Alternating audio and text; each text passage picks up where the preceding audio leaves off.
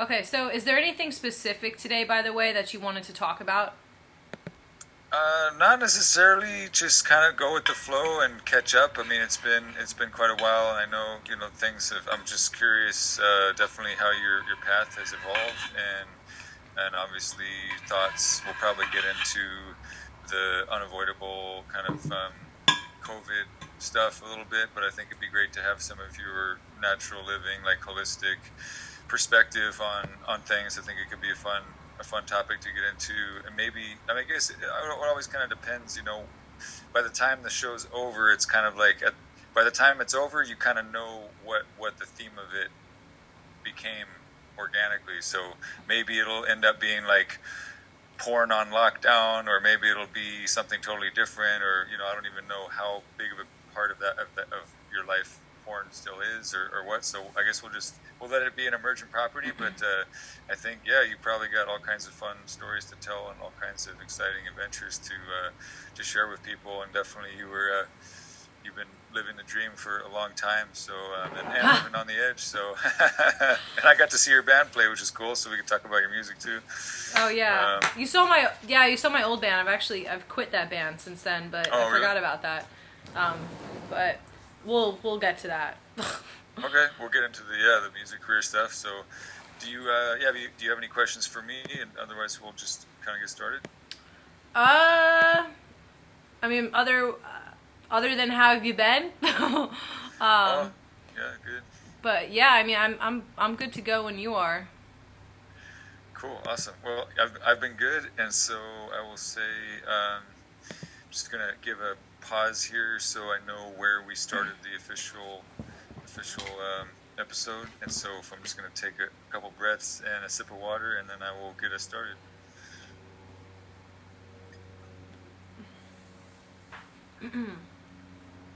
Well, I just chugged a smoothie. Now my belly is has expanded.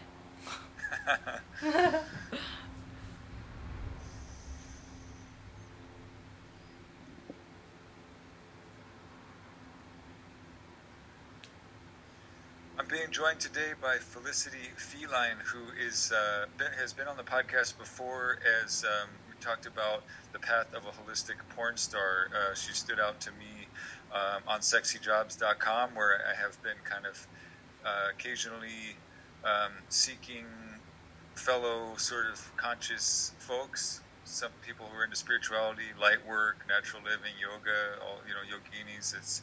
They're out there, and I've had some very good luck. I've been very diligent about seeking kind of righteous, cool folks out there, and so Felicity was one of the outstanding rock stars of that experiment, and we did that episode. Now it's been, I don't know, it feels like it's been a few years, and it was really a game changer to have your perspective, and I think we left on a really positive note of hope and inspiration that you would be able to continue to grow in your path of kind of natural living consulting, and also hopefully bringing more holistic consciousness to your fellow performers on set, and just also continue with your music career as a drummer, and many other forms of leadership that you've taken that are really outstanding. So that's just kind of like my little refresher on where we left off, and I would just love to hear you kind of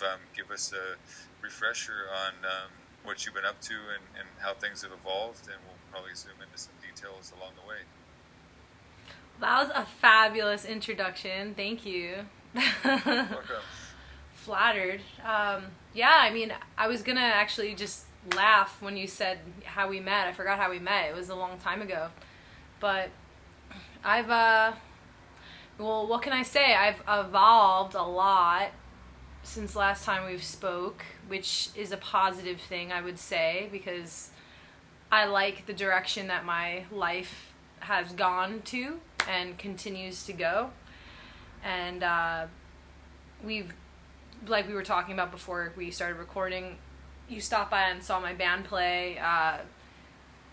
Since we last spoke, I'd say music has really taken a more serious direction for me, and also nutrition and the health community.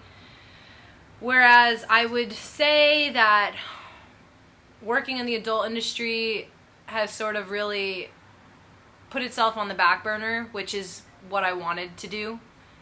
And because really it was never my passion, it was just an opportunity that I had, and it was a job, and it was a way to make an income and have a flexible schedule. But it's a difficult industry to navigate through when you have bigger dreams on the horizon. So that's always been sort of difficult for me to deal with, because I never really wanted to do porn as my main choice of career. It just kind of happened, and I had to go with it, because once you're in it, you're in it. So you might as well make the best of it, because otherwise you'll probably want to shoot yourself in the head. Maybe not literally, but maybe so. It's very volatile, and it's, I have mixed feelings about it. But my goal was to really just save some money and get my shit together and pursue my real passions, which is music and nutrition. And so, I've since then got a certification in nutrition counseling, life coaching. So that has allowed me to take professional usage of it, and I can see clients, and I've opened a sort of side business doing that, which is great, extra income, and soon I would like that to sort of take the meat of my means of making a living. So I'm just starting to build that, and that's really within the past year. It's been going well, and I don't really even promote it. I kind of just get clients through word of mouth, and people email me directly, and so that's been going well. And then I am training right now to get my yoga teaching certification. So I'll have that by hopefully September. It's an online program because of the whole COVID thing. Normally it would be like a month or two immersion, but it's taking a little bit longer since it's online, which is fine because I'm happy to go at a slower pace. And so yeah, my goal is to finish that by September, and then I can start teaching classes doing that and hopefully fuse the two together. And I've been also studying to get my personal trainer certification, which I have my exam in August, and that's been very difficult. I'm not really a gym person. I work out outside, and I swim, and I do yoga, and I dance. I'm more of my approach to physical fitness is a little different. I'm not like a gym rat or anything, so I was sort of hesitant to go down the personal fitness route, but I'd like to just have that certification too, to have that trifecta. So yeah, that's what I've been really focusing on. And even though the whole COVID ordeal made things really difficult in a lot of ways, for everyone, I was kind of blessed in a way because it allowed me to sort of focus on things that I normally would have been really distracted to get done, like doing the yoga course, because that's really time consuming, and it's a lot of studying and practicing and just doing inner reflection work. And that's hard when you're an entertainer, and I'm doing music, and I'm traveling, and I'm doing all this crap, and every day is an adventure. So I've sort of just buckled down a little bit and have been really getting shit done the past 7 months. So I've been making the most of it. But yeah, and then with the music, I've been continuing to just practice at home. My new band, which you did not see, you saw my old band. It was kind of a long story, but basically I quit my doom metal band of 2 years.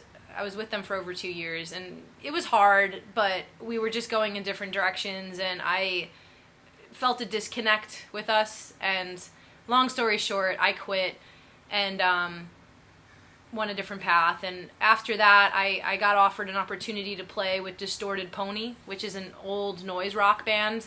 They were playing 20, 30 years ago, and they did a reunion tour and asked me to fill in because their drummer is playing for Ministry now. So that was a really cool opportunity, and I had to learn 12 songs to do a bunch of shows with them, and that went really well. So, but then the whole COVID thing happened, so the music sort of took a halt. And then I was in this other project too, Circle of Size, which is like a psychedelic metal band, proggy. We were doing some shows, and then I have a 2-piece band called Constraints of Light, which we're doing an EP right now. And that is sort of post-metal, sludge, heavy stuff. So we've been doing that, and we got a lockout, the two of us. So we were rehearsing couple times a week in Van Nuys at Sound Studios, but we're paying less now to just share a lockout between the two of us. So I have my drum set at home, so I can play at home, and then I have the drum set in the lockout, so we can play there. So that's been awesome. I've been immersed in music, and I've been producing electronic music. I put out 2 albums the past 6 months during COVID. I put out an EP. I've just been getting all my creativity out, just trying to make the most of the time. And yeah, that's kind of I guess where I'm at this point. So sorry, I just talked your ear off, but no, that was amazing. There's so much to zoom into there, and it's like, if you're listening to this and you haven't already slit your wrist because you're like, I quit life because I'll never compare, I'm not worthy. That's how I feel hearing about everything you've accomplished, and it's really awesome. I mean, seriously, because I hear so many people have this thing they call the toolbox fallacy, where it's like, yeah, I'll get around to pursuing this dream, but I don't have a guitar, so I can't be a guitarist. I don't have a drum. You know what I mean? It's like, no, you have to. I mean, you told the story of you did the facial abuse scene so that you could get money for a motorcycle, and that is like trading. You're like in that war zone with all of these forces so that you could fucking get your your wheels and like have freedom and be liberated. And it's like that's a fierce spirit of bravery and boldness that most people are too timid, and they're just jealous of other people's success. Oh, it was so easy. It's like, no, I can tell you put in a lot of effort, and you fought a lot and won a lot of battles to be where you're at. And it sounds like you hear the word Renaissance man thrown around a lot, but you're definitely like a Renaissance woman, having accomplished all these things. And there's so many things I can relate to about trying to be holistic in these environments and industries and sort of scenes where like the vibration can be sometimes really low, and like the diet, the nutrition and dietary habits can be very toxic. And also it's like touring, everybody wants it's wherever you are. If it's Tuesday night in middle America, they're going to party like it's Friday and Saturday night, and they want you to party with them. So everybody in that world gets dragged down to this like nightly partying thing. And if you're not like straight edge or something, it's really hard to keep your shit together, and that's why people get destroyed. So I mean, for you to be representing all the things that you do and being able to walk between these worlds and be very elegant and safe and growing, and like just having the freedom to do what you want to do, I think that's like really living a dream. And so first of many questions that come up for me is like, I really think a lot of spiritual people, healer people, like many of them, I should say many of them are very sexually inexperienced and or repressed, and they're bringing that stuck energy and that frustration and that sort of undeveloped weirdness into healing practice. And I see the potential for someone like you who has experience, like you've probably lived a lot of your fantasies. You've probably explored like the limits of extreme, sexuality, and sort of found your niche within yourself. And you can now show up to people, and you've been there, and you've kind of gone down a path of pretty wild, freedom and sexual liberation. And so I'm curious if some people would say, if you come from porn, you limit your options to be a professional doing anything else. Like you're stuck there forever, and you're breaking that myth. You're busting that myth. And I would love to hear you just talk about if you have like a marketing strategy or branding strategy to incorporate and not like deny or try to like shun your past or like explain it away, like I had to do what I had to do. No, it's like I did that because I wanted to, and now I have this much more value to give to you as someone who's walked that path. Like, could you talk about your strategy and your mindset when it comes to being like a, beyond, I don't want to say post porn, but like a beyond or a transcending porn to be, yeah, the post porn or the transcendent porn yoga instructor. I love it. I would want to have all of my female lovers train with you, and study with you if you have that under your belt. So please, yeah, take it away. Yeah, well, thank you. Those are some really nice things to hear. But I mean, I just want to say, I try to appreciate everyone's path. My path, I'm a person. I'm a person that has several intense passions, and I have a very intense personality. So that's why I throw myself into different outlets. Sometimes I wish that I just stuck to one thing only, because then I would probably be a complete master at it. But I have always had several outlets that I love, so I have to divert my time into ways where I can sort of be successful in different avenues. And sometimes that's really difficult. And really, I guess I'm starting to realize that the path that I fell into so far in life was sort of, well, when I was young, I got the opportunity to do adult modeling and was able to make a living from that for, at an early age. So I was able to get my shit together and save money. But it gave me a sort of sense of security because I was smart with my money and I wasn't impulsive. And I put that into building my dreams, So I bought music equipment. I stabilized a house, or just a situation where I could do these things I love and be secure about it, instead of, being that alley cat that I was when I first moved to LA at 22 and was running all over the place. Always, I was seeking a goal, and that goal was to stabilize myself so I could do everything I wanted. And sometimes that's difficult at an early age, but I genuinely had good intentions, and I knew that, like, okay, I'm shooting porn right now, but this is not really what I want to do, but I can be good at it, and I'm going to put everything I can into it, and then I'm going to build what I want from this. Some people get sort of stuck in it because it's an easy industry to sort of make money from if you're smart, and you build a following, and sometimes it gets to your head and people make decisions that they later regret. And I made a lot of decisions that I regret, but I can't live in the past, and I know that things happen for a reason. But I'd say one of the key things that I've learned, because I've been on my own for a while, I love my family, but I pretty much chose a lifestyle where my family said, my parents, like, look, if you want to go down this path, you can do it, but you're on your own. I mean, we love you, but you're on your own. And I'm happy that it was like that, because it forced me to become an adult in a world, especially in an industry where there's a lot of people that, as you said, are very low frequency, and you have to sort of navigate through that. And I'm a very high energy person. I'm extremely empathetic. I feel things sometimes so intensely, and it's a curse and a blessing, because I have to really manage my emotions and use them for good, because I can be my own worst enemy very easily. I have a lot of inner fire, and if I don't put that into productive outlets, then I will burn myself, and I have in the past by doing stupid things. So that was a big part of my maturity. Also, like, learning to control myself, to control that fire.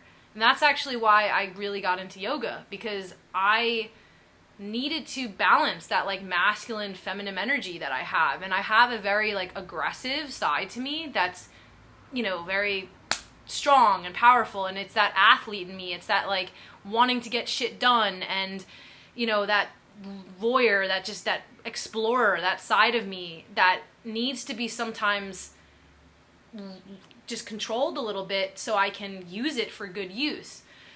So I really, that was a big part of my process growing. But also discipline. Discipline was the main thing for me. Learning to do the right things. I mean, just save my money.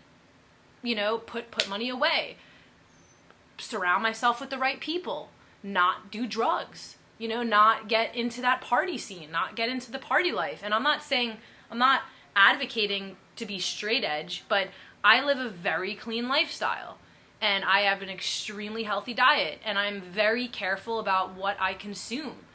And that is a big, big thing in my life. Like, I am very into that. What you eat makes a difference in who you are. It makes a difference in your skin, your eyes, your mind, everything. My body, So these are things I just grasped really earlier on, because I realized, like, health is wealth. If I take care of myself, then I will be able to do what I want. If I don't take care of myself, if I don't have discipline, I'm never going to get there. So I had to really buckle down and learn a few things. And I made some mistakes along the way, but like, for instance, working for companies that I wish I hadn't, and exploiting my curiosities on camera where I should have maybe done it privately, but I did what I did, and people can see me in very vulnerable stages at my life, which is not good for me always, but if it helps other people, then okay, then I won't regret it. But and just different industries, like the entertainment industries, I love to express myself. So that's why, like, entertainment and music and acting and all that is sort of conducive to my lifestyle, because I love to just express the inner energy I have. It's not necessarily that, like, I need this attention or approval from other people. It's more of, like, I have so much energy in here that I want to give it. I want to give it to the world. And that's why I like to help people, and I like to communicate, and I like to express myself, like I said. But, learning complete self-control and understanding who you are as a person is only going to allow you to give the more and better to others. So, like, I was saying, like, just really taking care of my body and my mind and avoiding toxicity. I mean, I couldn't even tell you, like, I could have easily fell down a bad hole in the beginning of my porn career, or even just music and entertainment. I could have partied every night and just hung out with the wrong people, because the temptation was always there. There was always that. There's always the temptation of becoming a full-time escort or something, like, there's always that temptation. People just throwing money in my face, saying, like, oh, come fuck me in this hotel, come do this, come do that. Like, once you get into porn and people know who you are, they want that fantasy. So you sort of, like, become bombarded with all this, because once you, like, become a fantasy for people and you sort of objectify yourself in that way, people want that. They want it. And so that was sort of sometimes not easy for me, to have to always kind of make the right decisions and stay away from toxicity, even when it's tempting. But I had to stay true to myself. And if there's anything I've really learned from the porn industry, it's that I appreciate connection more than anything else.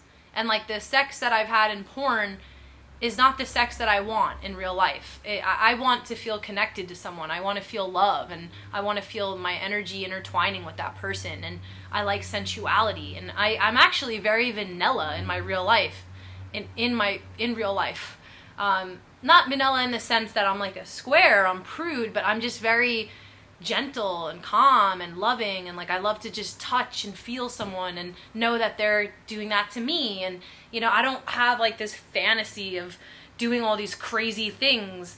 I mean, maybe I was curious about it at one point in my life when I was younger, because people are curious what things are like. But when I experienced them and it was in a safe environment, I realized, like, wow, this is not what I want. This is not what I like, and so it really put things into perspective for me. So I'm blessed in that way, that I learned a lot about myself through all these experiences. And the fact that, people can see them on the internet, a lot of people explore their sexuality in private. Like, people don't get to see them on camera, experience that, but I happen to explore my sexuality for people to see on the internet. Do I regret that? Sometimes, because sometimes I wish that I wasn't looked at in that way always. Other times, you know, I tell myself, whatever, it's part of your path, you know, you did what you did and you don't regret it. You're not a bad person, you know, that's just your life. But I have some inner turmoil about it. So I have good days and I have bad days. I have days where I look in the mirror and I'm just thinking like, wow, you never had to do that. You know, you could have figured something else out, but you did that. So what do you really want? You know, and I had to ask myself a lot of questions and do really some deep inner reflection. And a lot of times it was painful. I was looking at my demons, like right in the eye. And a lot of people don't want to do that. But I feel like to evolve as a person, which I have really done the past 6 years, that is what you have to do. Like, you have to face your demons. And I realized that my demons, they're not my enemies. They're there to tell me, this is you, and what do you want, and figure it out. And it's a blessing, really, when you have that communication. So I'm much more at peace now, I guess you could say, in my life. But the porn industry or adult industry, I mean, I've made usage of it now, which is good. Like, for instance, my OnlyFans and personal sites with my own content, like I pay my rent that way, you know, like I don't even have to think. It's just this passive income that I have. It's that security. But everything comes with a price. So sure, people could say, oh, you kind of chose an easy path, like just having sex on camera and getting, you know, a huge payday for the day. Like, all you got to do is show up and do that. But people don't realize it takes a huge toll on you, like physically, mentally, emotionally, and you're putting yourself out there in an extremely vulnerable way that most people don't do. You know, people wouldn't even think of doing that. At least, like, maybe they could videotape themselves, like, okay, I mean, this society is extremely narcissistic. Everyone's doing that. But to really put yourself out there, it takes a certain level of thick skin. And sometimes you think, oh, I could do this, and, you know, I don't care what people think. But then once it's out there and you start getting judged, it's fucking hard sometimes, and it really takes a toll on your confidence. So that is not always easy. And then, you know, you add in the fact that as a woman who works in music, and I'm surrounded by a lot of men, you know, even in the health community or yoga, when people know my past, sometimes it creates this perspective, this automatic perspective that they have, you know, that like, oh, she did that, you know, or they sort of they make some prejudgments, which is natural. Like, I get it. I'm not mad at these people for thinking that. They have every right to think how they want of me, you know, but you have to be ready for that. You have to be ready for the fact that some people are not going to accept that. And I've lost a lot of jobs because people found out that I was a porn star, whatever you want to call it, an adult actress. You know, I still do. I mean, I can't even tell you, like, the mainstream media, because I love acting. I'm actually decent at it, I'll say. I feel very comfortable in front of the camera a lot of the times, and I love acting. But I've lost so many jobs because the media finds out, I mean, these acting agencies, they find out, oh, whoa, she's an adult actress and she's done some pretty crazy scenes. When they see that, they're like, you know, and I've like gone through the processes of getting on a show, and then they do a background check on me, and they see Felicity Feline, and it's just like, oh, actually, you know what? We're not going to move forward in this. Like, and I know it's because of that. You know, I've lost jobs in the CBD industry because of it. I've lost jobs in the health industry because of it. And sometimes it sucks. I mean, what am I going to say? Yeah, but, you know, it's my past. But it isn't even in my past because I still utilize it. Like, I still have my OnlyFans and, you know, I webcam. I still do these things. So it's not like I'm completely free of the adult industry. Felly? Oh, you're right here. Sorry, thought I heard my dog.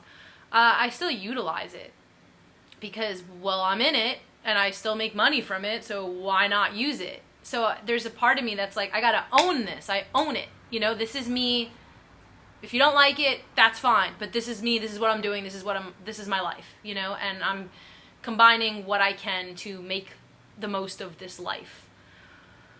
So sometimes it's hard, you know, and that's why I try to make people aware that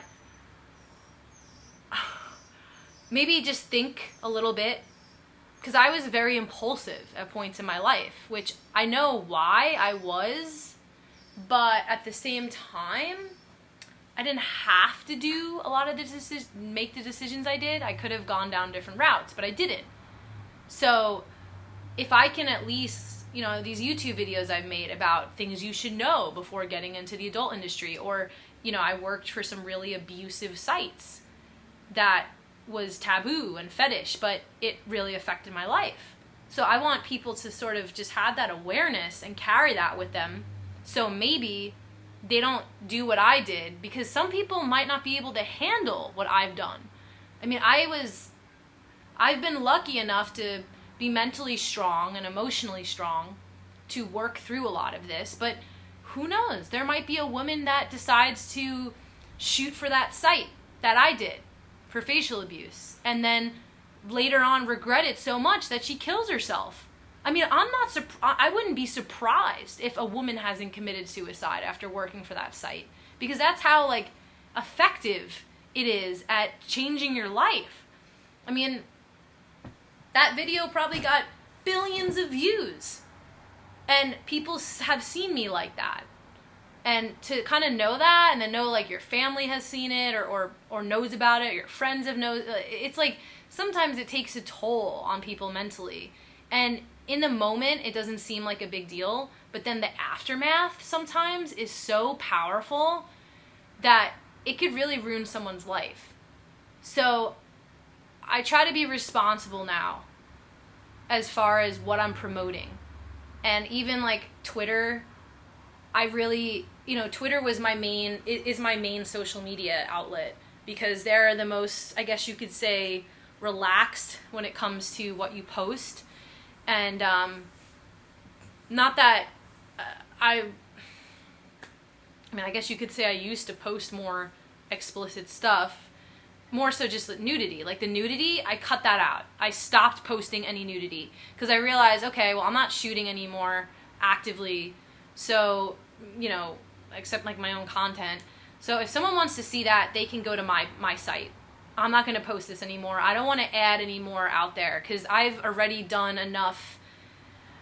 I've already made enough impact by having done what I did. And I guess now, like, as I'm growing up, I want to just be more careful about what I put out there, because it really does have an effect. And I wouldn't want, like, a young 18-year-old girl who's starting to figure out her path in life to do what I did, because, like I said, that might be a huge negative thing for her, and she might never recover from it. So having that awareness is important, and I want to be honest about myself. Like, sometimes I even ask myself if I could go back in time and do things over, I would be kind of curious to see if, like, what it would be like if I never did porn. Maybe I just focused on nutrition and music and I never even worked in the adult industry. Like, where would I be today? But then I can't think like that, because it's just like, this is my path and this is my unique life, you know, and it is what it is. But people should just think sometimes before just acting. It's the same thing before speaking, you know, just be mindful about what you say to other people, what you do, and be mindful for your body. You know, think like, is this going to have an effect on me? Is this going to help me reach my optimal level of self? Sometimes, no. So maybe don't do it. But if you think this is really what I want to do, and I think this will be important for me, then do it. But, like, listen to yourself. Because there were times in my life where I don't think I really paid attention enough to my intuition. And then down the road, I had to deal with the the aftermath. So that was a very long answer. I'm sorry, but I guess no, you're so on point. No apologies. This is really really important. And so yeah, if I'll say some thoughts I have in response is just definitely like there's a certain psychological aspect of, and it's sort of I think it's a really useful tool to think about what you're describing is something. I don't know if there's an exact clinical term for it, but the way it's been described to me by priestesses, elders, people who have a lot of experience helping people. I like the term hard dharma.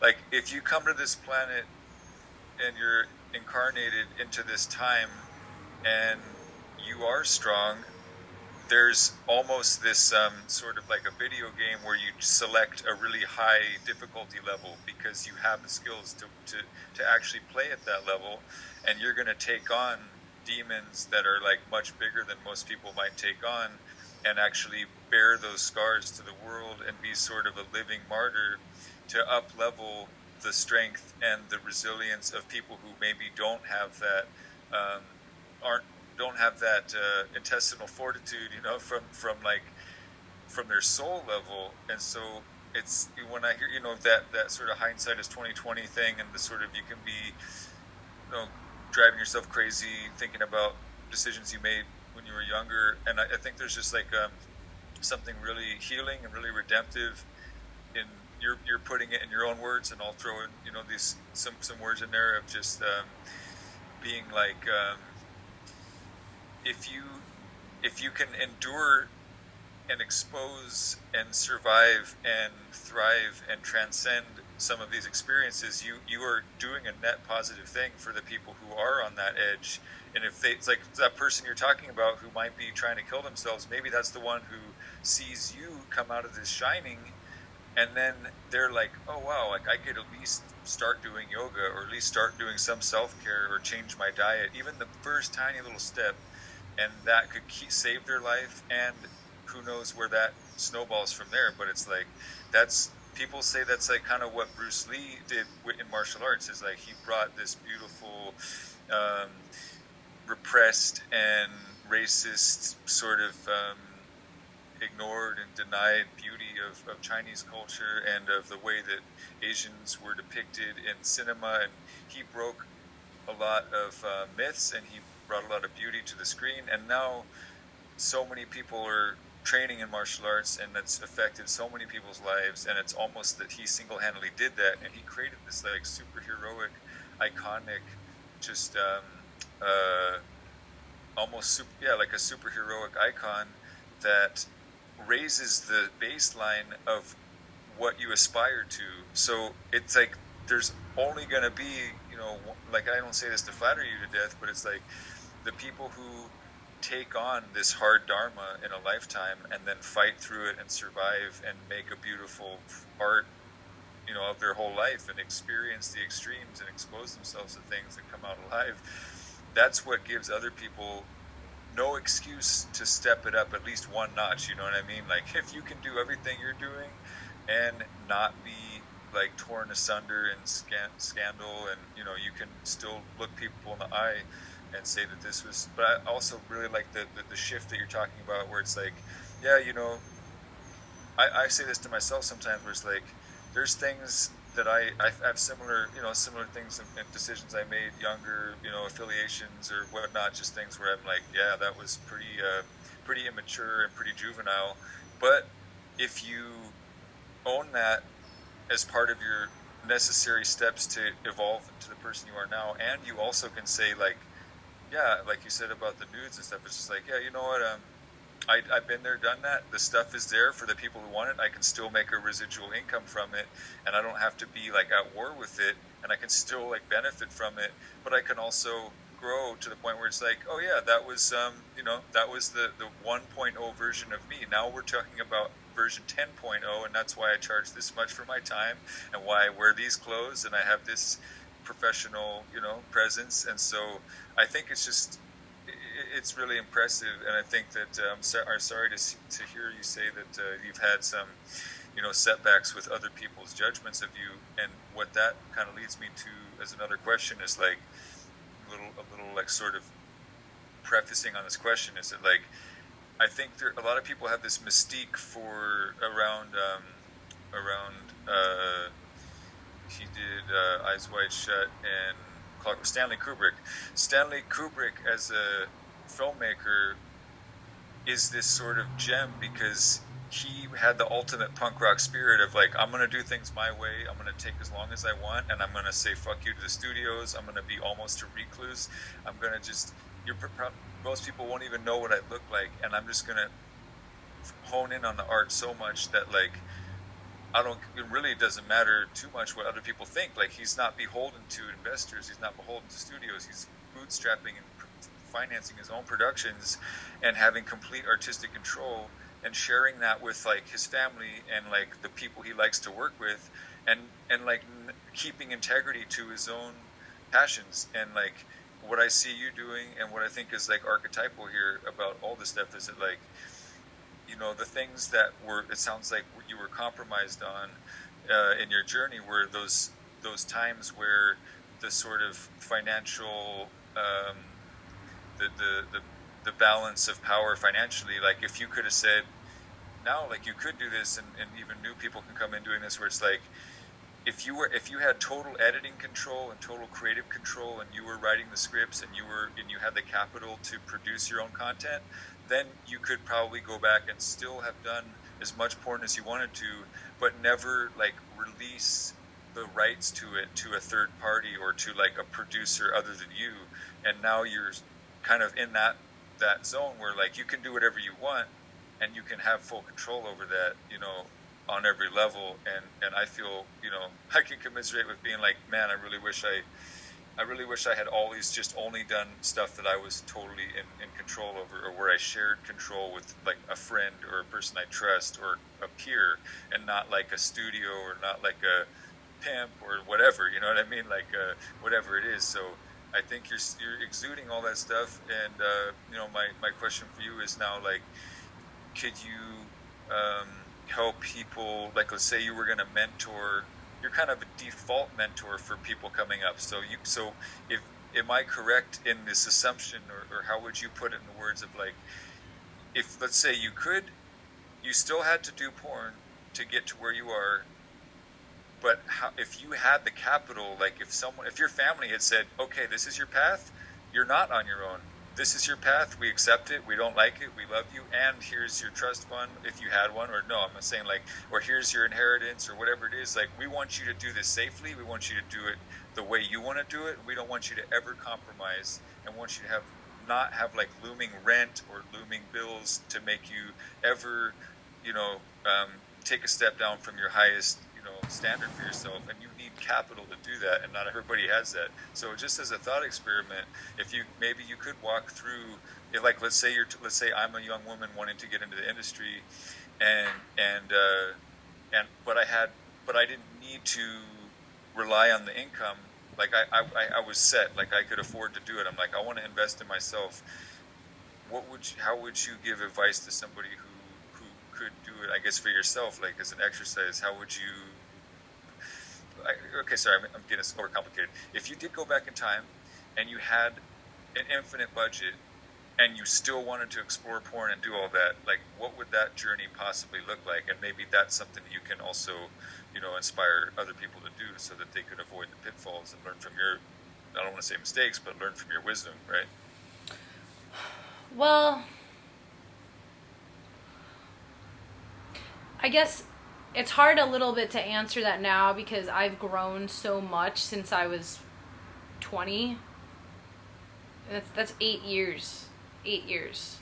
It was like the first time I was naked on camera, I think I was 18. But I didn't do video yet. And I was going down that path because I had my own reasons. And a lot of people don't really know this, or would maybe assume this, but I was a really insecure kid.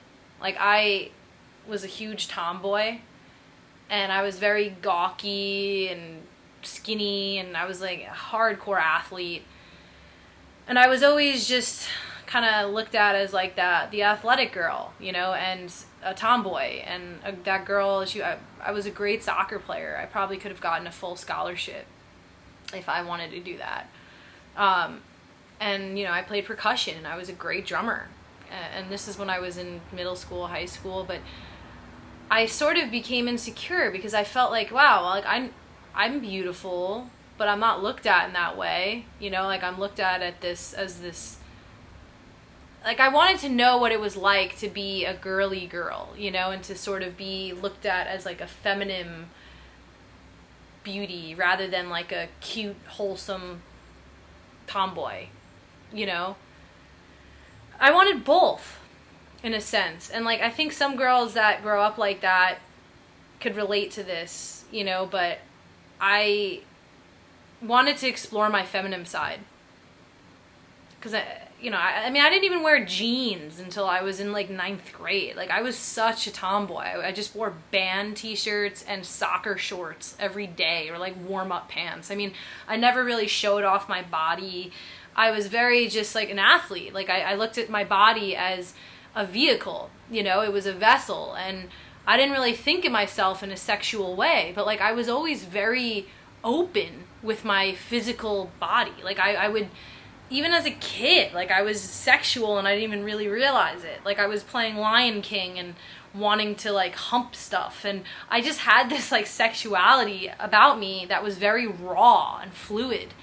And that's not a bad thing, but it's knowing how to control it.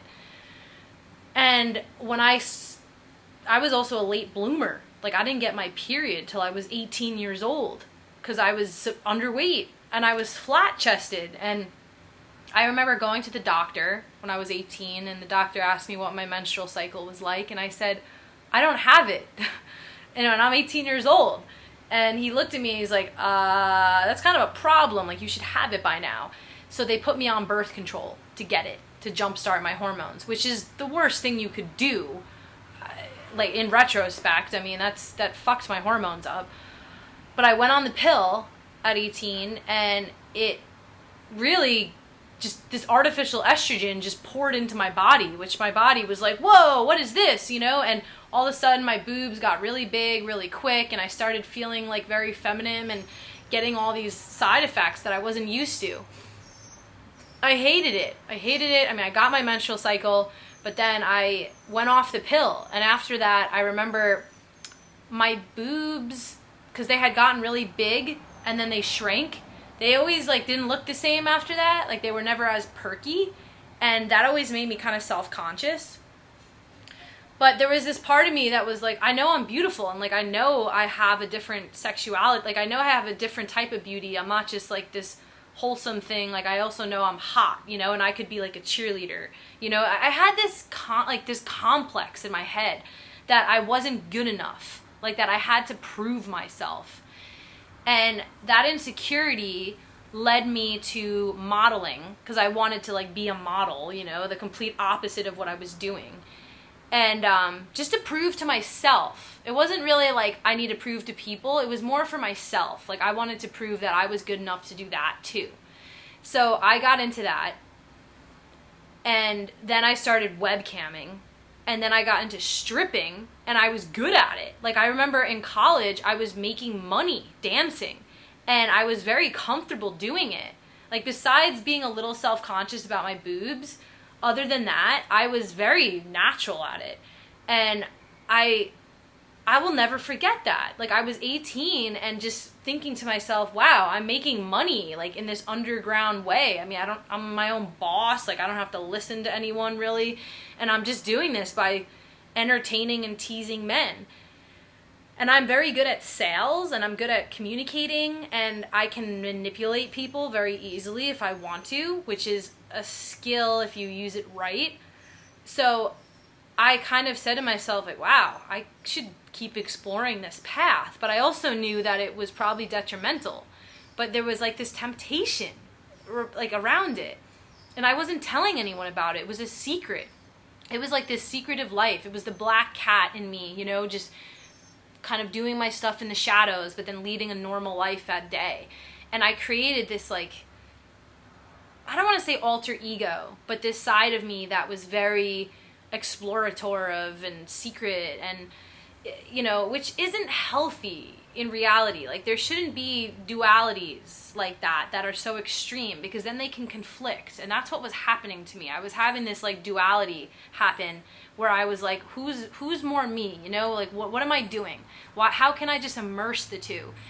And so I probably told this in the other interview, so I won't, like, do the, but, you know, I got offered the opportunity to shoot video. I got approached by this company when I was doing a modeling gig, and I thought about it for a long time, and I was impulsive, and I wanted to buy this motorcycle, blah, blah, blah, blah. But I fell into that, and I immediately regretted it. Like, I regretted it when it first came out, and I thought to myself, oh my God, like, what did I do? And everyone started finding out. And I just got made fun of and bullied like you couldn't imagine, you know? And I'm 20 years old, you know, and it was just really difficult for me to handle. And so from there, I felt like I was lost. And I guess that sort of catapulted me into this impulsiveness where I'm like, okay, you know, I got to create my own life. I got to get out of here. And that was basically my initiative to uproot my life and move from the East Coast to go to the West Coast and just start from nowhere and get my shit together and create something for myself. Because I felt like if I didn't do that, I probably would have wanted to kill myself. Like, no joke. I was not in a good place. And so, giving your answer to your question, I'm sorry this is heavy, but, like, this is just the truth. No, this is what we're here for. This is what it's all about on this podcast. So please bring it. Yeah, it's all yeah, I mean, it's just like a lot of young women and men at that point in your life, you're extremely fragile, and you're subjected to this temptation to do different things or the path, you know, especially young women. You know, when you're young and you have this innocence and purity about you, people want to capture that. Like, they want that. They want it. Like, these men and other women, but they're it's like vultures, you know, when you have this radiant beauty and purity and this youth about you, people want that. I mean, that's why people are always chasing the youth, you know, people don't want to get old. It's just a part of our society. So at that age, you know, I would say, I mean, I really think that they should raise the age of shooting porn for several reasons. Because I think it's creating this, like, weird version of, like, teen girls and creating this, like, temptation of pedophilia and, like, you know, how young is too young type thing. And you see these girls, like, 18 starting to shoot, and they look like they're 12 or 13, and it's fucked up. I mean, I will proudly say that. I mean, I think that they should raise the age, because at 18 years old, a lot of girls and men don't really know what they're doing. Like, they're very confused about their future, and I was one of them. And I mean, I didn't actually shoot porn till I was 20, but I could have done it at 18. I'm happy I didn't. But so, advice, I think someone should wait at least until they're 20 or 21. If you have to wait till you're 21 to drink alcohol responsibly, you should wait till you're 21 to shoot pornography that's going to be on the internet forever. I mean, there's these young kids, you know, you start drinking, you're 16 and you steal your dad's liquor, you know, and you experience that, like, that sickness, like, oh, I drank too much, alcohol's disgusting, you know, and you have that, like, moment where you experiment. You're not doing that on camera for the world to see. You're just hanging out with your friends secretly in the backyard, sneaking some booze, you know? Like, that's just a childhood thing.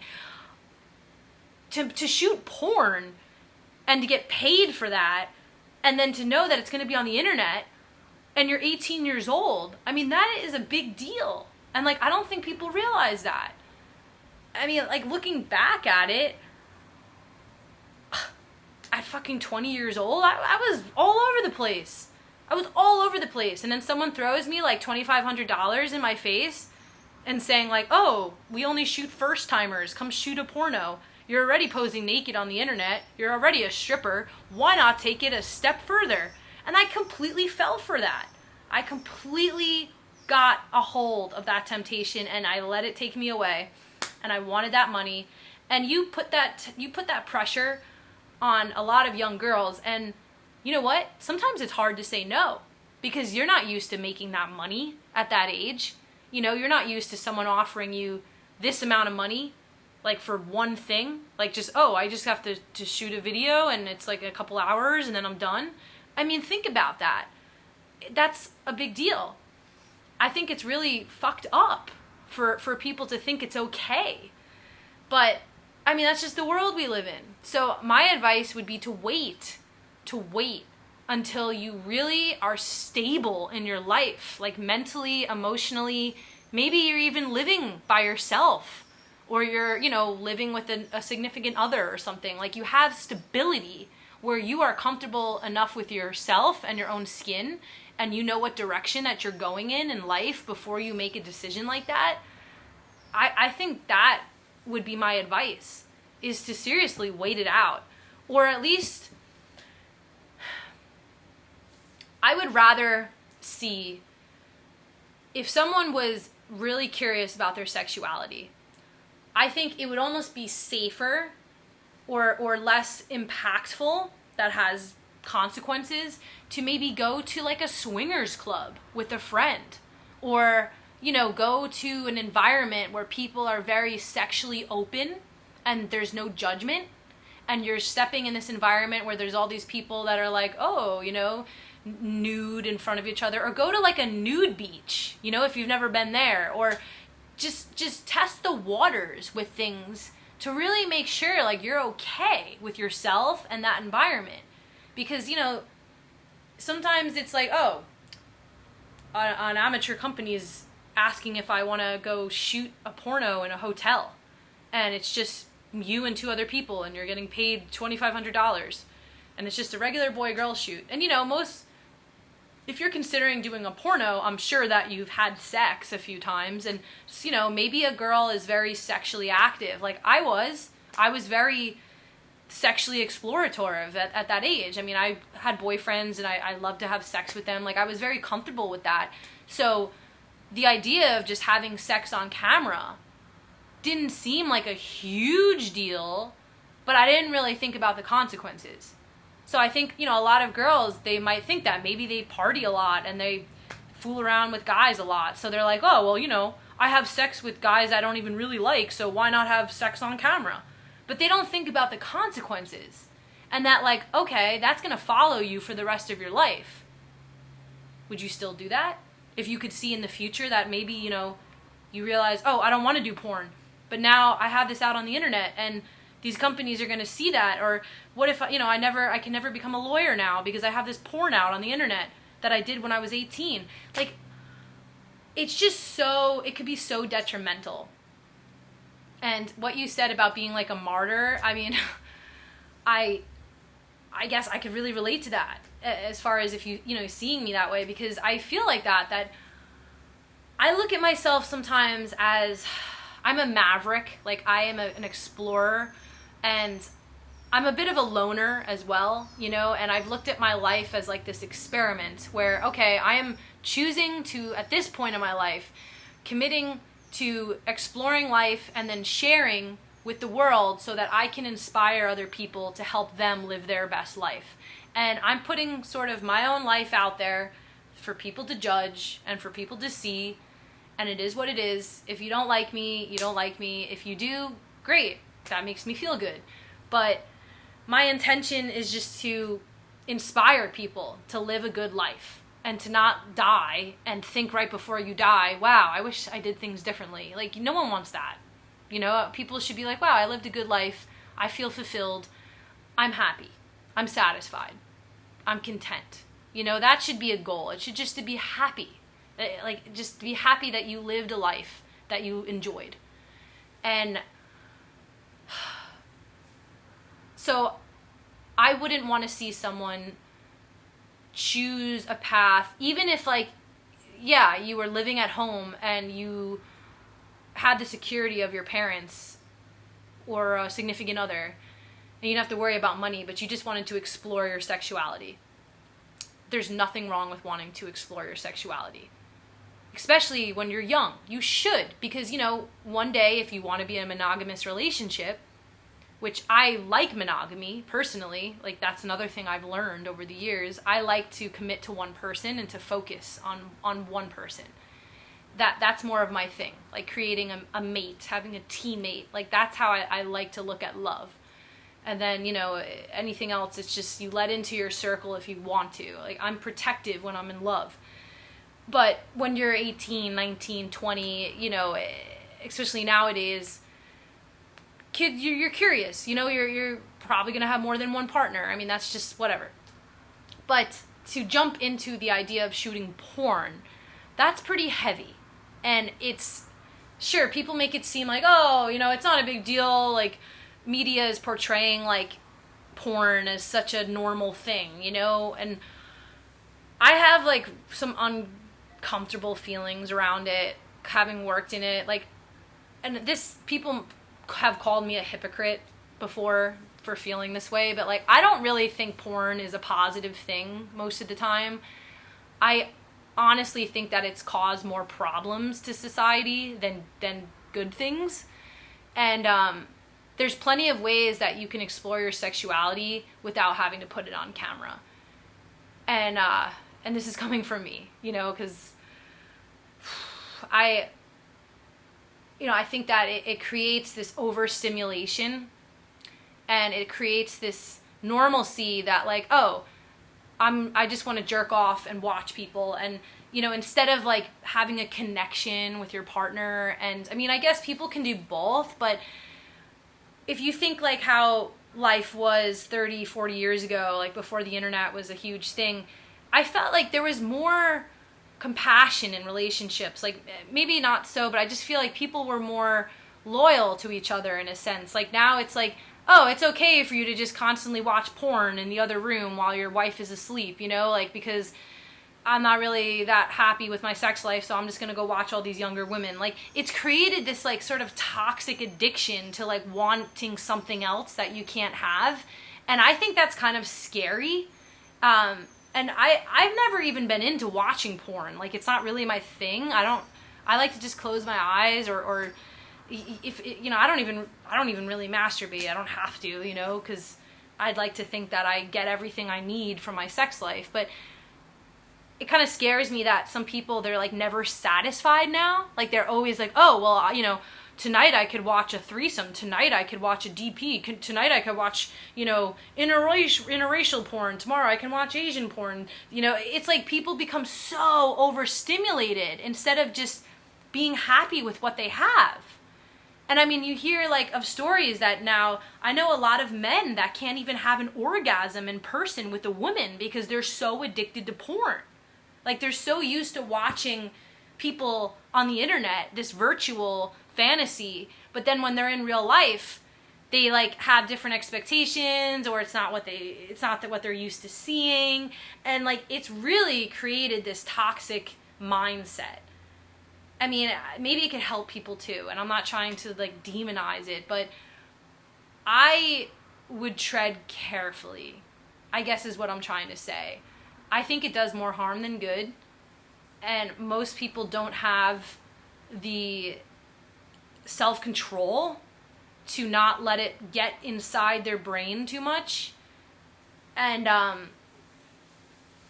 I just think that, yeah, they should raise the age. They should do it to like 20 or 21 years old before you should shoot porn. And that would help everyone. It would also maybe prevent like pedophilia from becoming a thing. Because like the whole category, like teen porn is just fucking weird, okay? And like, I'm not the first woman to say this, but it's weird. It's creating this society where it's like, oh, how young is too young? Wink, wink, you know, like, oh, fresh out of high school, wink, wink. It's fucking weird, dude. You know, I mean, like, we shouldn't be doing this to young girls. Like, we should allow women to, like, get comfortable within their own skin before they make a major decision like that. But, anyways, I'm sorry. I'm going off on a little bit of a rant, but, like, you understand what I'm saying. So, tread carefully. No, it's just... Yeah, I'm 100%. I'm honestly like 5,000,000% on board with everything you're saying, and my role in the industry as sort of like a rogue outsider, I'm almost like a vigilante when it comes to this stuff, because I'm in the space to bring voices like yours on these issues to more ears and to more. It's about shamanism. I mean, for me, I sort of created an initiative because of the abuses that were happening that came to light, several years ago. I decided to, you know, I had hung up my spurs from adult, like 10 years prior, and then some scandals started coming out, and really harsh stuff that was just like, okay, I can't just stand by and like let this stuff happen. I'm not going to go in, guns blazing or anything, but I will show up and present what I believe to be a shamanic pornography, where you're actually able to see how sexuality and sexual energy and spirituality can be used to help people heal from childhood trauma, from the trauma of being a sex worker of any kind, just all of the emotional stuff of just living in this world. And it actually can be literally a force for good and healing, and for it to be redemptive and educational, and not just like sex ed educational. This is like not I mean, it's cool because there is, as an art form, it's really infinite, and it can really express any vibe, any energy, any level of consent, any sort of like diversity of things. And so, I would love to see the more conscious people really eclipse the toxic people, and have people pay for the ethical porn that is going to protect people and give them the human decency and the rights and the education and training that they need to make smart decisions. But it's like, well, in the word really is what you're describing. It's predatory, just like the predatory lenders in the housing bubble in 2008, and the predatory payday loans, and the predatory fast food. And it's just like this crack cocaine, this freebasing of sexuality. That's the way I look at it. And so you got rolled up into a lot of that, and you came out really with this perspective, and I'm there with you. There's obviously brain science that the brain is not fully developed until maybe even the mid-20s, and so it's like, yeah, I could see a place for, really, for me, like a sacred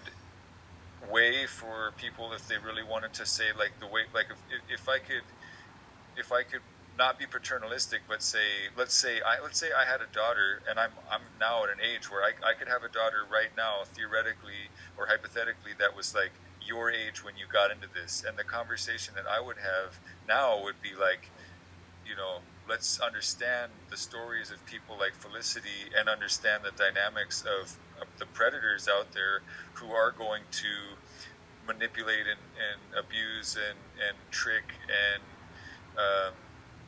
create a whole facade, a whole deceptive situation where you are tempted by the money, you're tempted by the attention, and it may help. It may help at least temporarily get beyond some of the insecurities and whatnot, but there is, like you said, it comes with a price, and you can't really predict the future. And so, like, the thing that's most beautiful to me is when I see like performers do content trades with their friends, and so there's like no ickiness at all. And if they want to like share that with the world, I agree with you that you should not jump right into creating content that you can't control. Like, you can't take it down from every site. It'll get breached, it'll get leaked, it'll get hacked up, and you'll never be able to track it back down again. So like, I definitely feel like, yeah, you should be very careful about anything that you put into that medium of the camera. But if I'm very happy to see now, we're looking back on the evolution of the business, of the industry, and it's like this breaking free of the solopreneur away from the agents and the studios and the managers and the websites that take their, it's like, well, yeah, we still rely on some platforms and whatnot, but even the margins are getting better, and the rights are getting better of how you control your content. So it is kind of almost like in the punk scene, I remember the generation right before me, I was the first generation of American punk rock, even as a street kid, American punk rock street kid, where the population of neo-Nazi skinheads had been pretty much stamped out. So I didn't have to like fight for my life just to have a punk show where we didn't get raided by, you know, by that element, because people did lose their teeth and get scarred for life and get maimed in that battle. And so in a sense, like, you, sounds like you kind of went through, hopefully, some of the last chapters where that power dynamic of those predators in the industry, it's always been like that, but now it's like you could, if you were starting out now, you might have almost like a 50-50 chance of hooking up with like a feminist ethical porn studio that pays you just as much, if not more, and caters the set with healthy food and gives you breaks and respects your do and don't list. And it's like, it's interesting how that's evolving. I guess, I don't want to take up too much of your time, but how would you feel about spending some extra time just talking about what, if anything, is hopeful for you, assuming, and we both agree that it's like, yeah, you shouldn't just go YOLO with this. Like, you gotta acknowledge that you cannot think about the future. You can't, in that age, in the early age of development, you have tunnel vision for like the weekend. You're not going to be able to think about what your future wife and kids, or husband and kids, or whatever, how they're going to feel about it. You just can't. So that's like, it's a real paradox right there, and I think we can agree on that for sure. But let's just say for anybody of any age, who are exploring this or want to explore it, like, are there, it may not be that, I mean, maybe you will, maybe you'll do like your own sort of holistic kind of burning angel type thing or something. You could totally do that. Doesn't sound like that's like what that doesn't sound like it's your passion now. But but are you aware of, or do you have, you could give, shout people out if you wanted to, but even if it's not like a studio or a producer or anything by name, I'm just kind of wondering if you feel like, if there is like a what do you call it, like a separate track, like if someone was getting into this and saying like, yeah, just spend extra time not only thinking about it, but also exploring different offers, because, just because the first one that gets shoved in your face is really toxic, if you were to keep shopping yourself around, you might find something that is actually really either what you want to be doing, or, it could be more vanilla or mellow, or just at least something where it's like, you don't go all in the deep end head first. You know what I mean? So just, yeah, I'm curious if you have like a positive kind of spin on what is helpful, despite everything we agree is bad. Yeah, no, I mean, it's hard, because I don't want to talk in a complete negative way about the adult industry, because, there are positive aspects to it. I mean, even for me, there was some positive things that came from it. Like, for instance, I became more, I guess, comfortable with my own sexuality, because I learned a lot about what I like and what I don't like, and I was able to get paid for that and make a living in a flexible way, like I had said.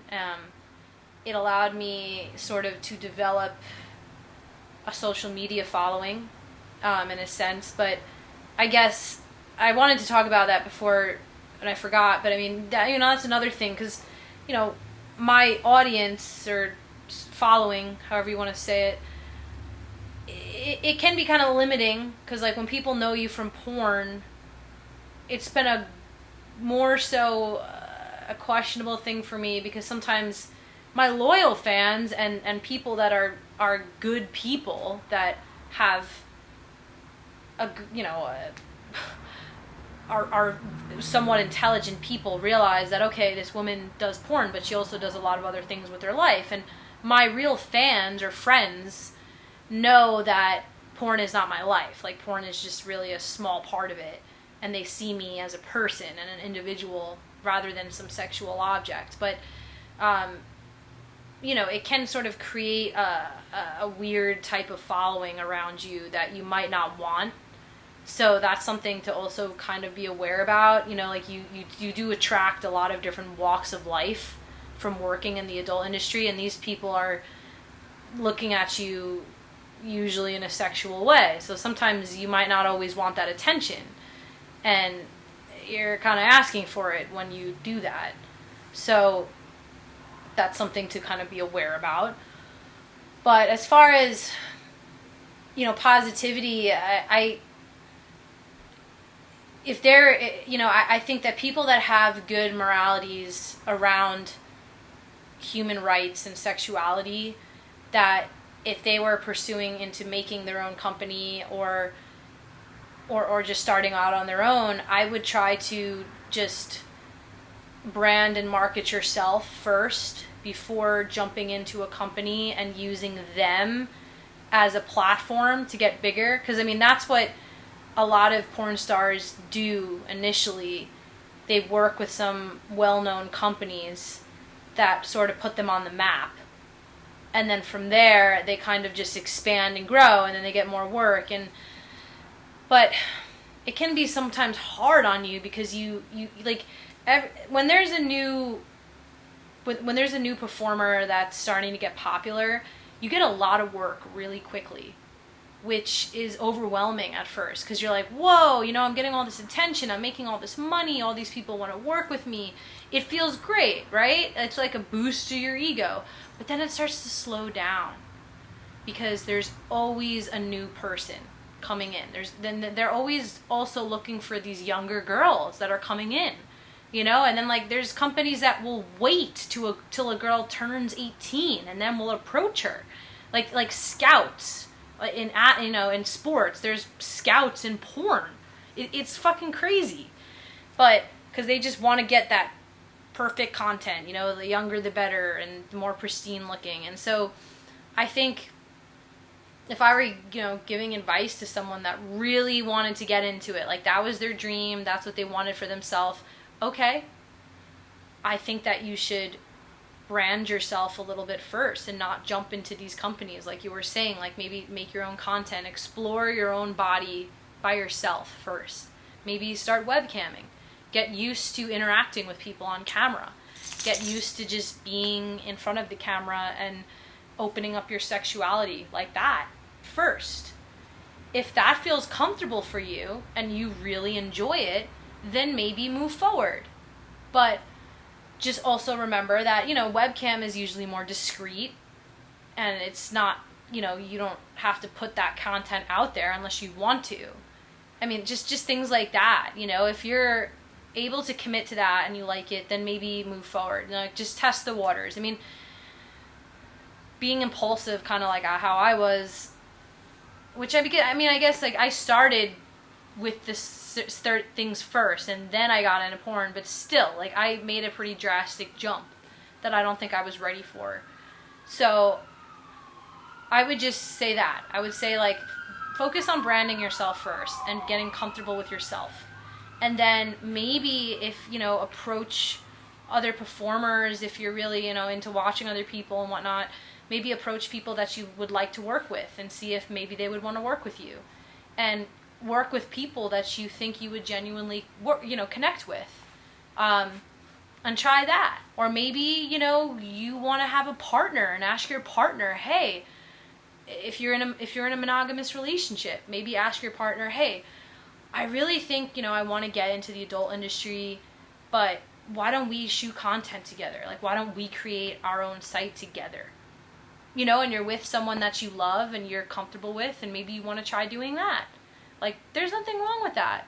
It's just, being true to who you are. Like, don't just go into it for the wrong reasons.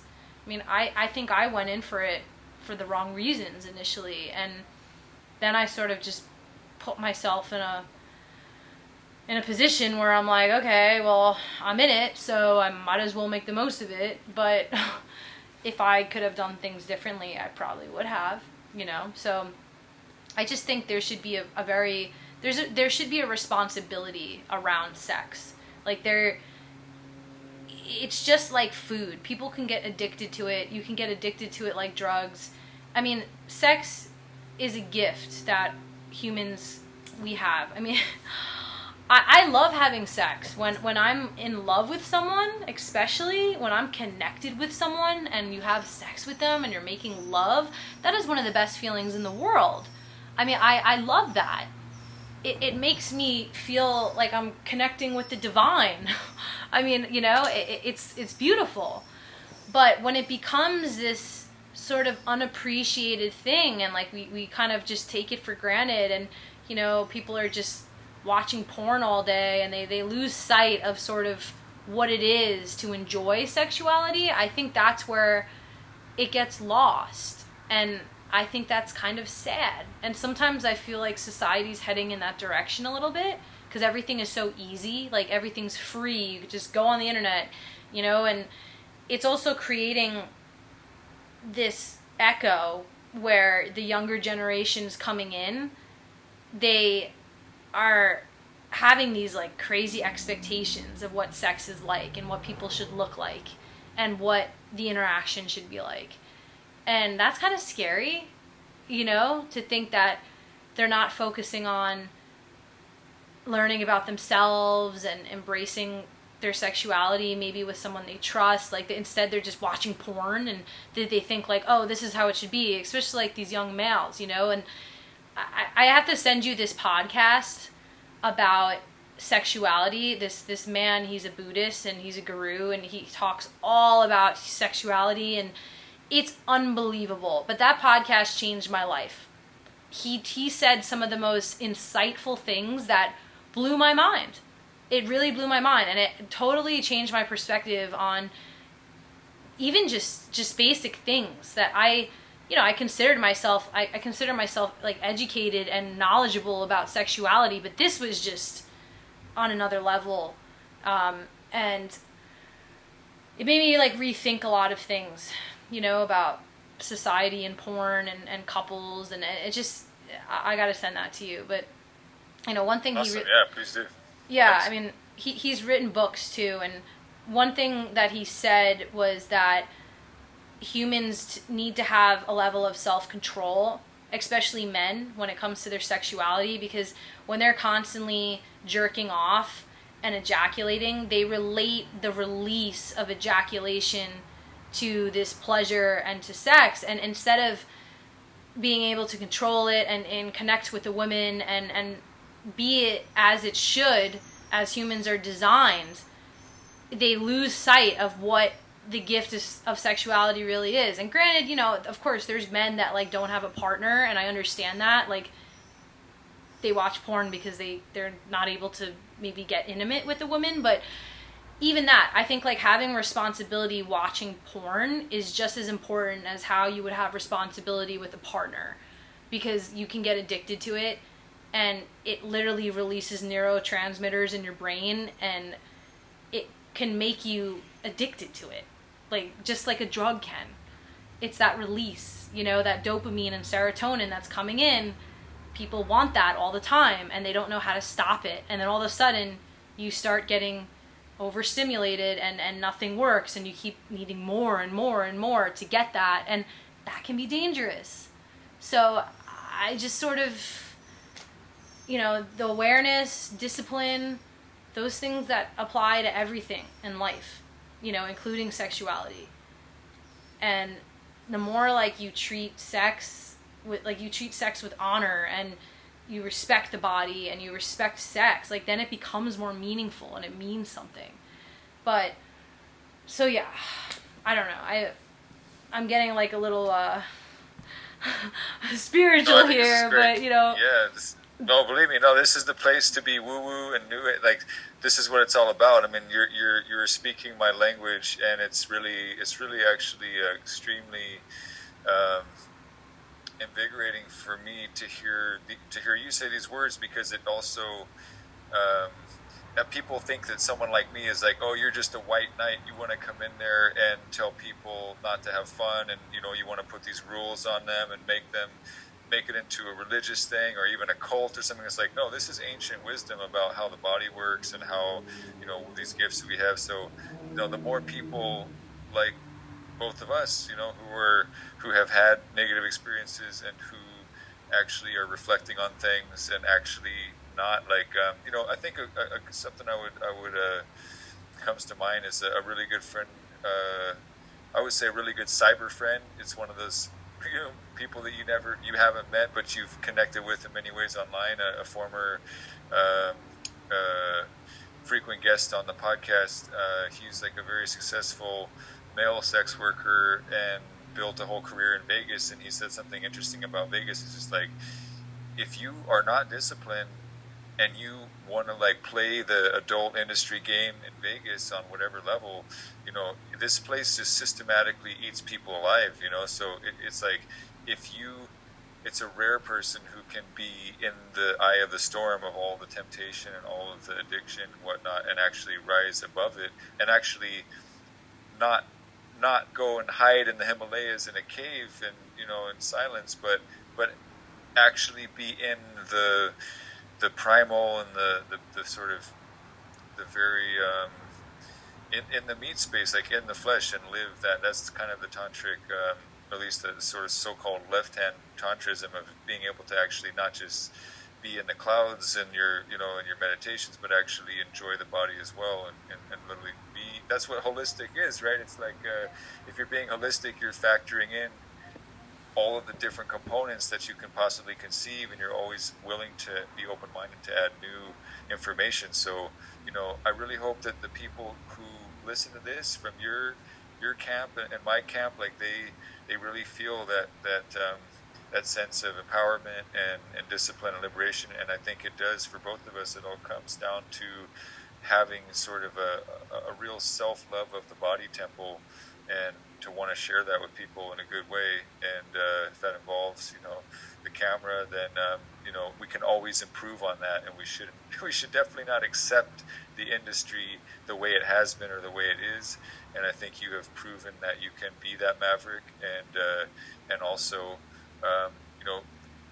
treat the whole industry as a stepping stone rather than the other way around. That's probably what I think is most beautiful about what you're sharing, and what I think is going to continue to shine. So here we are a few years later. Who knows where we'll be at, next time we circle up for this conversation. But I am so glad to know that you are continuing to really rock on. And I want to say, I want to give it back to you if you want to give a closing, any closing thoughts and words, and certainly direct people to the best places they can go, not just to jerk off to porn, but actually to appreciate all of your other gifts from all of your other chakras, your throat chakra, the music, all the other all the other chakras that are expressed in all of your other works. Like, what's the best way for people to go and really feast on the buffet of you that you've created for people to enjoy? Oh, well, thank you. Flattered again. Appreciate that. It was great talking and having this conversation.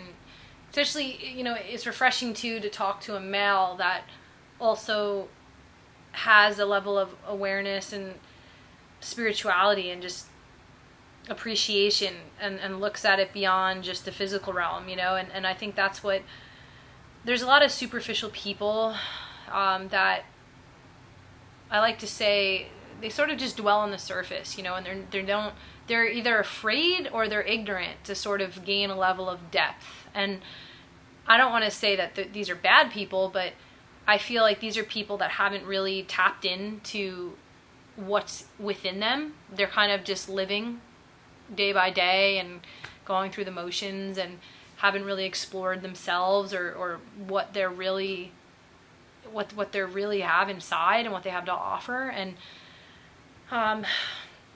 sometimes that results in people having like very superficial perspectives on sex and just basic things like that. So I think, working on developing more self-awareness and just unconditional love, like showing appreciation for yourself, for other people, and being aware that there's a lot more to the picture sometimes than what you think, and to just go deeper and to think more, just become more aware. I mean, I analyze a lot, and I overthink things sometimes, which is sometimes not the greatest thing, but it at least allows me to take a step back sometimes and think like, okay, this happened, or the universe is telling me this, you know, what am I going to learn from this? And how could I potentially use this information or experience to not only help myself, but now absorb this, work with it, and then express it so I can maybe help other people and inspire other people to either think before they act, or to just explore deeper within themselves. Like, and ask yourself, what do you want? What feels right? And, you know, how can I make myself better? How can I help other people? So anyways, thank you again for having me on here, and we will talk soon. I'll send you that podcast, and we will be in touch. Awesome. So what's the best, is there like a main website that people should go to and then they can find everything, or do you want to send, shout out the links, and then I'll also include them, in the notes of the podcast as well. But if someone listening wants to go check out your stuff, what's the best place to do that or places? Yeah, my website is felicityfueled.com. That's kind of just the motherboard where I put all my links and info, basic stuff. I'd say my best social media is Twitter. It's just Felicity X Feline. And then, if you just Google Felicity Feline, my Facebook will come up, and my Instagram is just official Felicity Feline. It's private though, because my Instagram got deleted, my public one. So now I just have a private one, and I'm being a little bit more low key on there. And if people want to follow my podcast, it's fairly new, but this episode will be on there too. It's just Felicity Fueled. And also, you give a shout out too, because I will put this podcast on mine. So where can people reach you? Oh, right. Actually at this very, very moment, tantrapunk.com is going into a cocoon for a major reboot, but please just bookmark it. Go there right now. It's basically, maybe by the time this is out, I might even change it, but I'm just doing some reverse or some re-engineering of the website architecture. So for now, go to tantrapunk.com and it'll go straight to my Spotify, and I also have this podcast running on SoundCloud. So really, you can go to tantrapunk.com, bookmark it, and just keep checking back, because it's going to come back with all of the features that it had before and many more. But yeah, you can also just DuckDuckGo is a more privacy-respecting search engine, so I would say feel free to turn the moderate safe search off your browser and go on DuckDuckGo and search Tantra Punk, and you will find a lot of fun stuff that way as well. So I appreciate that opportunity, and I always love doing the split podcast. It feels like split vinyl records where you do an EP and there's one band on one side and one band on the other, So I appreciate that. Yeah, no, it's good stuff. Totally. It's just an easy way to cross promote, help each other out, and I'd like to think too, I would want people to hear this on my podcast too, so it will be good. But yeah, Felicity Fuel too. I'm on SoundCloud and Apple Music, or Apple Podcasts, my bad. So yeah, so I guess that's the main things I would say. Other than that, thank you for having me, and we'll be in touch. Cool. Awesome. Thank you so much. Yeah, I look forward to next time, and we'll hopefully be in touch soon. So have a great rest of your evening, and take care. Namaste. Sounds good. Bye, Ben. I'll talk to you soon. Cool. Bye-bye.